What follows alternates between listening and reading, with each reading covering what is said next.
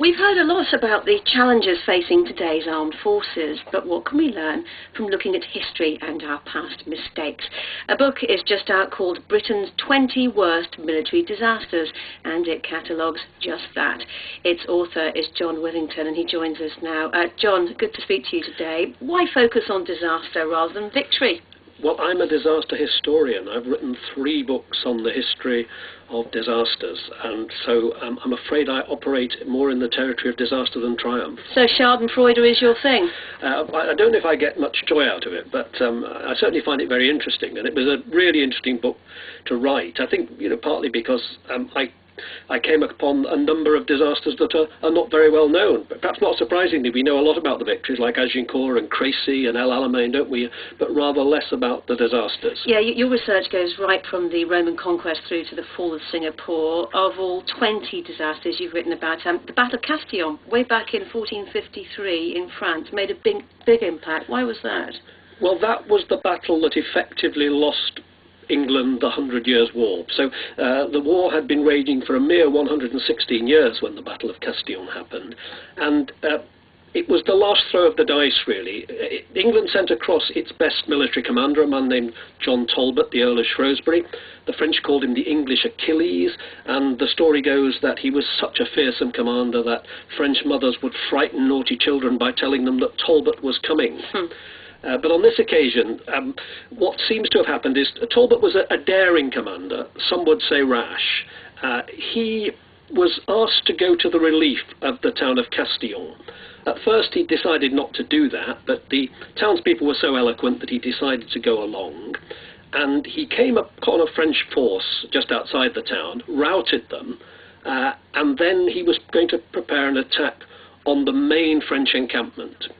Now, the main French encampment boasted a man called Monsieur Bureau, who was a great expert in artillery, perhaps the world's greatest expert in artillery at that time, and he had fortified the camp very, very well.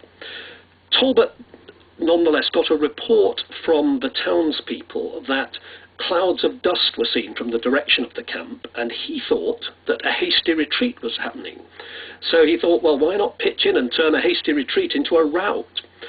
So he did that. He started an attack, but I think almost immediately he must have realised that he'd miscalculated. His men were subjected to fearsome fire. It wasn't dust at all, was it? It wasn't. Well, it was dust actually, but it was just the camp followers leaving. They'd very sensibly decided to get out of the way, but the army had stayed behind, and so the English were heavily defeated, and Talbot was killed. Christopher, do you think there's a modern-day equivalent to the kind of military disasters that have been written about in this book? Yeah, it's mostly political, isn't it? There's some extent here. John, I just take just a thought on Castillon. The British were on their way out anyway, weren't they? Had been ever since Orleans, a quarter of a century earlier. And also the Burgundians had deserted the British, hadn't they? I think we have to call them the English. The English. I think yes. the Scots listeners might be a bit upset because they weren't involved in this disaster. Yeah. No, certainly Orleans was a severe blow, and but the fortunes of war had ebbed back and forth quite a lot. And interestingly enough, quite a lot of people in England did not believe Castillon was going to be the end of the story. What's interesting is the part that luck plays, the misinterpretation, underestimating your enemy. Christopher, how much do you think that kind of decides a battle or conflict? That kind of it does. The most famous one, the last successful invasion of Britain, for example, or of England, was the Battle of Hastings. And poor old Harold, after sort of marching all the way down from Stamford Bridge, he was in a terrible state. He miscalculated what the Normans were doing. But luck, yes, the Normans wouldn't have come if the weather hadn't changed, because they were stuck on the other side of the channel. The wind changed, the weather changed, they came. And, a whole new branch of English history. And John, briefly, what can we learn from the mistakes of history? Well, somebody said, didn't they, that the only thing we ever learn from history is that we learn nothing from history. But just one thought, the Afghan War is one of the wars that I write about, and some of the parallels there are quite interesting. We went into Afghanistan because we were worried about the activities of foreigners there. In those days it was the Russians.